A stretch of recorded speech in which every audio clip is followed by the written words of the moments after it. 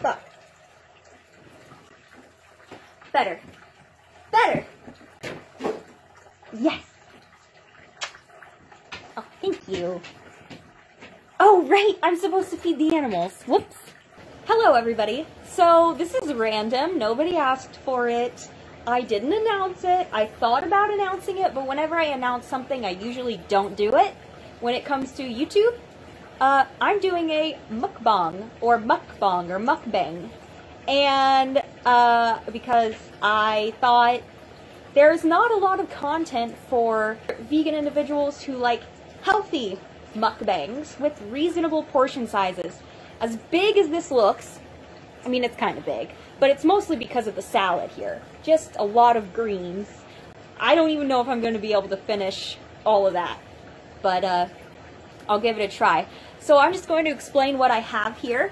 And I also took a picture, and I will throw the picture up here while I describe this. I've got a bunch of some sort of lettuce. I've got the leaves, whole leaves. I've got cut up leaves. I've got brown tomato.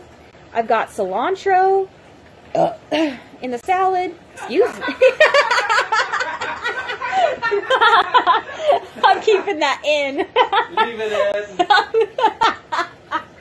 Yes. Okay. I've got green onion, yellow onion. I've got a little bit of black bean, a little bit of chickpeas. I've got guacamole on top of it all. That's it for the salad, I think. I usually go pretty light on any sort of dressing. I don't usually put dressing on my salads. If I do, it's just a spritz. I like vegetables by themselves. They taste refreshing. Then I've got over here, I've got a potato that was steamed in a pressure cooker with some sriracha and some pepper on it, and some vegan butter. And then I've got tofu, just plain old little bits of tofu. God, I've also got cat hair. Anyway, and I've got what you see over here. It kind of looks like kimchi. It's actually spicy sauerkraut with ginger and sriracha. If you can't tell, there's a theme here. Lots of sriracha, lots of spicy in general. For a little while, I was sick of sriracha, but I'm back, baby. You can't be laughing. You're like a laugh track in the background. Actually, it's fine. You can do that. No, not a fake laugh track. Oh, wait, they're all fake. And then, okay, God, this is taking too long. And then I've got some cream of rice, which I'm kind of doing in a mashed potato style type of thing. And then I made a hole inside of it, and inside that hole, I filled it up with chow chow pica lily, I think it's called, or picadilly. Here's a picture of that. I just got that off Google. Got it from the food bank. I love it. Did a little taste test before I put it in here. Super good. On top of that, I've got a little bit of cumin and poultry seasoning, or poultry spice. I don't remember what it's called. It doesn't have any meat of any type of poultry in it. It's just what gets put on poultry. And then my friend gave me, I don't know if this was in the picture. I think it might have been. My friend gave me a few little crackers, rosemary gluten-free crackers. Hello, welcome back from the picture. I've also got here some rosemary tea, which I've been really into ever since somebody on my Facebook suggested it for me for my throat. I've got a big-ass thing of water. Stay hydrated. And this from Human Being. Please, please do not banish me to hell for having plastic, okay? And it not being reusable. Well, it's moderately reusable, but you know what I mean. This is my first time going to Human Being. It was kind of a spur-of-the-moment thing. Honestly, very impressed. They had, so I got the Mexi Mocha, which I don't think I've ever had before, and with macadamia nut milk. It's delicious. It's super good, and it is caffeinated because even though this is dinner time and it's really fucking late, I'm gonna stay up. Might as well stay up and enjoy some coffee. What do you do for a living? For a living? Yeah, what do you do for a living? I sell pictures of my naughty bits. How's that going? pretty well. Let's just get into it. I'm going to share some stories that I thought of that are kind of cool that maybe some people won't believe, and to be fair, sometimes I don't believe them, but these are experiences that I've had or others have had, and I'm going to share them with you as I remember them. I should probably stop looking away from the camera and stop looking at myself in the camera and look at you guys. So, before I start sharing the stories, let's go ahead and have our first bite. I'm really interested in this little thing I made here. This is the cream of rice with the chow chow whatchamacall. So,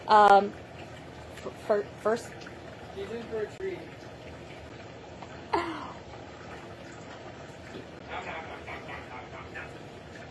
Boy.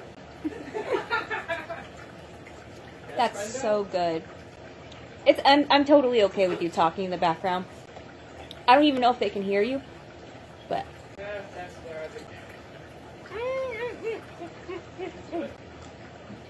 That's a good combo. And I'm sure this would be really good with actual mashed potatoes. I could have made some mashed potatoes, but I didn't feel like it. I've had this cream of rice for a long-ass time, so I thought I'd use it. That's good.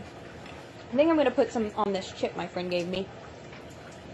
Not chip, this cracker. Do it. Rosemary. Oh, fuck. Whoopsie, I broke it.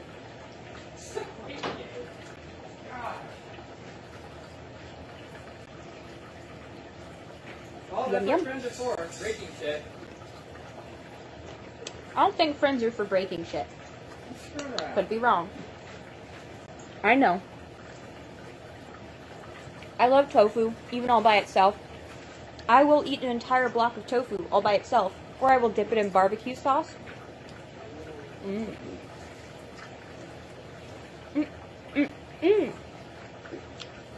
But I actually have this sauerkraut specifically for the tofu. It's not kimchi, but it's almost as good. You should make me some of your famous kimchi, because I'm craving. I know. Advertise it. If you want some before I leave, you can buy me the ingredients. I'll make it. Well, I'm saying advertise it on there. Hey, if anyone wants some kimchi, I can make some. Maybe one day. Super good. I'm gonna have some of this potato next. I was thinking, you know, I don't want to put butter on it. But then I was like, fuck it, I want butter on it. What am I talking about? It's like, I didn't want to advertise something that's kind of unhealthy, but you can't have a baked potato without butter. Huh? One of my favorites. Nice. Of all time. Butter and sriracha on potato. That's literally what I did with a little bit of pepper. Fresh.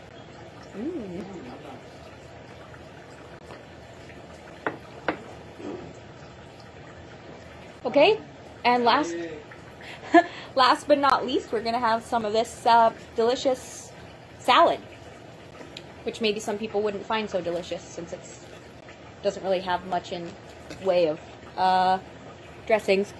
Just enjoy it. No need to keep on going. Hey. Like it, just make them want it. You're right. I should just enjoy it. Enjoy it and make them wishful they had it in front of their faces so they could just go, oh. Wait, what? Just make them want it so badly that they wish they had it in front of their faces so that they could just go like this. Oh, yeah. Oh, yeah, this is so good. It's the best food in the whole world. It's better than candy. Damn it. Oh, that is good. I'm going somewhere Monday for a while. You'll see me post about it for sure. My adventures in Wisconsin. Excuse me for the really awkward setup. I don't know what I'm doing. If anyone has some advice on how I can make this setup a little bit better, more pleasing to the eyeballs, let me know. I think I might watch this just for you. You should. That'd be great. You can even leave little comments saying, this is the best YouTube channel ever. They upload like once every 2 months. It's great. This is must-see content. You cannot die without seeing it. On your deathbed, your last words will be, God damn it, why didn't I watch this mukbang video that Emilio had posted when I had the chance? Now I'm like the post-apocalyptic scenario. So one of the first stories that I thought about, but it has to do with a squirrel. Me as a youngin', maybe 12, 13, and a Butterfinger. One of those big ones. When I was in middle school, I can't eat and talk at the same time. When I was in middle school, my relatives and I went on a trip to this beautiful marsh area in Manteo, North Carolina, where we would often do things like go kayaking and search for shark teeth, you know, and those, like, I don't know if you guys have this experience or know what I'm talking about. There's these, like, beds full of, like, rocks and gravel, and then inside you will find shells and fossils, coral, shark teeth. That's what we used to do for fun. And there was this little area there where you could go up to a vending machine on this big deck and put some money in and get candy and chips and stuff. So I was obsessed with Butterfingers, and I got myself a Butterfinger. No, this is riveting information. Where am I going? How does a squirrel fit into this? Emilio, we need answers. Squirrels were pretty friendly there. It was a very foresty, naturey place. And this little squirrel, after I got my Butterfinger and took my first bite, this little squirrel came up to the deck up on the railing and stared at me while I was eating my Butterfinger. And I was like, oh, this little guy, he wants some of my Butterfinger. Keep in mind, at this time, I wasn't quite aware of how bad that would be for the squirrel. Hey guys, so sorry. I had to make some more space, and while I was doing that, I snacked a little bit more on my dinner. So, back to the story. I made the decision to feed some of my Butterfinger to the squirrel. Don't hate me, I was a fucking middle schooler, okay? So, I walked up to the squirrel and I was like, hey, little guy, you know, you want some?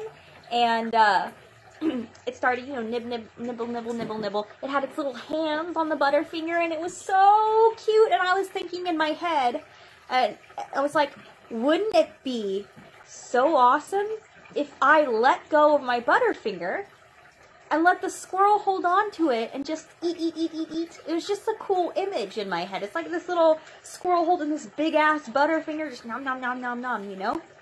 So I did that. I let go of my Butterfinger so my squirrel friends could be cute and nom on it all by itself. As soon as I did that, the squirrel stopped eating and looked up at me. And I was like, oh my gosh, it's like thanking me or something. It's like, oh, thank you, kind human, for letting me hold this Butterfinger. That was not what was happening. So it did this little thing where it was so cute. Oh, I'll never forget it. So it did this little thing where it's holding its little Butterfinger, like, you know, looking up at me, looking back at the Butterfinger, looking up at me, looking back at the Butterfinger. It did it a few times, and I was like, oh, whoa, it's so cute. It's like doing a brain. Yeah, and then it took off.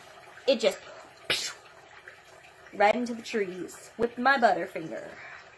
Anyway, couldn't get it back. Obviously, I wasn't going to climb a tree to get my Butterfinger from the squirrel. So I was like, oh, okay, great. Now the squirrel gets to have my Butterfinger. And then one of my relatives informed me that the squirrel could probably die from it. I'm not even sure if that's true. But I know that giving candy bar to a wild animal probably isn't the greatest thing. And I felt so bad. I'm like, oh my god, I killed this squirrel. I killed this fucking squirrel all because I wanted to see a cute picture in my head, which is cute. Anyway, we went about our day, and when I came back to that location, I saw the empty wrapper, Butterfinger wrapper, on the ground, and the squirrel was nowhere to be found. It had eaten the entire Butterfinger, which was about the size of the squirrel itself in terms of how long it was. So that's my story about the squirrel and the Butterfinger. I hope you guys liked that one. I'm going to eat a little bit more food, and then I'll tell you my next story, which has to do with speedboats, the setting sun, and dolphins.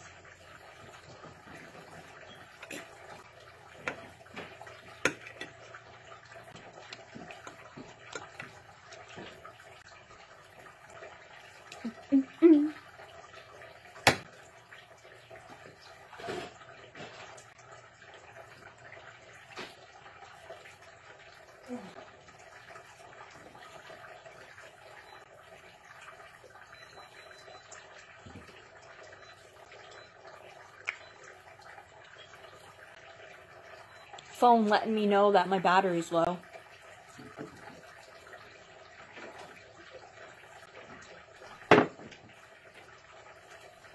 Get out of here, fruit fly.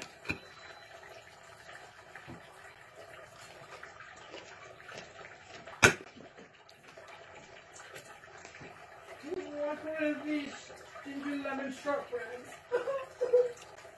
What? I want one of these ginger lemon shortbreads. You can't have it? I mean, fair. Otherwise, I'd be all over that shit. I'm going, I'm buying one. Well, hopefully, Crystal will enjoy it for me. Yeah. That's so.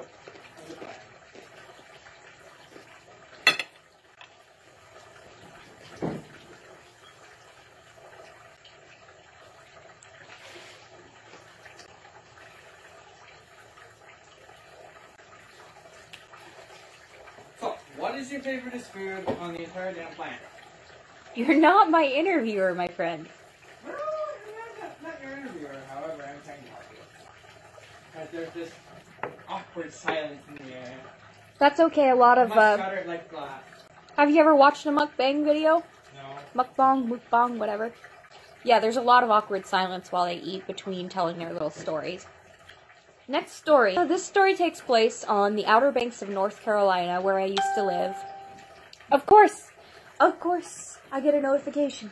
Back when I lived there, my father had a speedboat, and one night he insisted, like, me and I think it was both of my siblings. It might have just been one of them. I can't really remember which one, but my dad was like, we have to go on a little ride in my speedboat as the sun sets. It'll be great. And we didn't want to go because our favorite show at the time was going to be on, Avatar: The Last Airbender, and we wanted to see that episode. But begrudgingly we went because he's our dad. You know, we were still kind of pissy about that, but it was actually a pretty good time. And on our way back, the sun started setting, and it was really beautiful, and we were in the Sound, coming back home from our little trip, when a group of dolphins just kind of showed up out of nowhere, quite a ways behind our boat, but they caught up to us really fast, you know, jumping in and out of the water. I was kind of scared because I was like, oh my god, these dolphins could get hurt by our boat, you know? I didn't know how intelligent dolphins were at the time, so I was like, they're gonna hurt themselves because they don't realize that the motor could hurt them. No, they were fine. In fact, not only were they fine, but they swam with us. Like, they could have gone off and done their own thing, but they followed our speedboat where we were going. And, you know, it was quite clear, it was quite evident, because they kept pace with the speedboat. They could have easily gone past us, but they didn't. So I was like, oh my god, that's cool. I'd never experienced that, and I had grown up on an island. I'd never experienced having a dolphin interact with me like that before. The dolphins started getting as close as possible to the boat, which was terrifying for me because, again, I thought they might hurt themselves. And they were getting as close as possible to the boat and coming up out of the water as if they wanted you to touch them. And I don't remember if we slowed the boat down. I think we did. I think we slowed the boat down. and I stuck my hand out, right? Just waiting for a dolphin to come up to it. And it happened. A dolphin came up and just, woo, you know? Best ever, over and over again. Just got to pet a wild fucking dolphin. Just, it wanted me to pet it. It wanted me to interact with it. And then the dolphin started doing these crazy fucking tricks. Like just jumping out of the water, upside down, turning around. And I was just like, ah! I thought this only happens at places like SeaWorld. No! Dolphins are incredibly playful, even in the wild, especially in the wild. They're very intelligent creatures. I'll never forget. For a long time, that for me, maybe even still, that was like the most magical, memorable moment of my life. I am so glad I missed that episode of Avatar: The Last Airbender. That was such a candid, unexpected, beautiful, magical, memorable, impactful moment for me. It really changed my life, really. It was like a moment where I connected with nature in a way I'd never done before. I'd always liked animals, and I did respect them to a degree, but it was definitely it changed the way I viewed animals, for sure. To see how intelligent and emotionally intelligent that they would socialize with a completely different species in that way, and be playful towards, I thought, okay, only domesticated pets, right? It was awesome. It was an awesome experience. I'll never forget it. And I'll never regret it. As a kid, your priorities are sometimes not in the right place. And I'm really glad that my dad made us go out on that boat trip with him that evening. It was special. It was really special.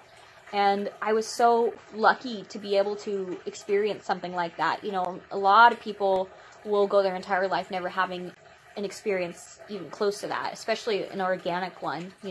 Maybe you can go to a place like SeaWorld, which I really don't recommend at all. It's just not. Don't do it. But, it was an amazing experience, and I'm grateful that I have that stored in my memory bank. I'm grateful that it's one that I know is going to stick around. Like, when I'm old and have dementia or Alzheimer's, I'm going to talk about that moment a lot, over and over again. That's going to be like my grandma on my mom's side used to tell this story over and over and over again when she was starting to, age up here. She'd tell this story over and over again, and the punchline was always delivered in the exact same way as if she'd told it for the first time, because she thought she had, but she'd always be like, and the boys rode in the trunk, and then she'd go, ho, ho, she'd laugh, and it was so cute. Anyway, that's gonna be me. I'm gonna be like, and the dolphin let me pet it. That's gonna be mine. And also the squirrel one, right? And the squirrel ran away with my butterfinger. That's gonna be one of them, for sure.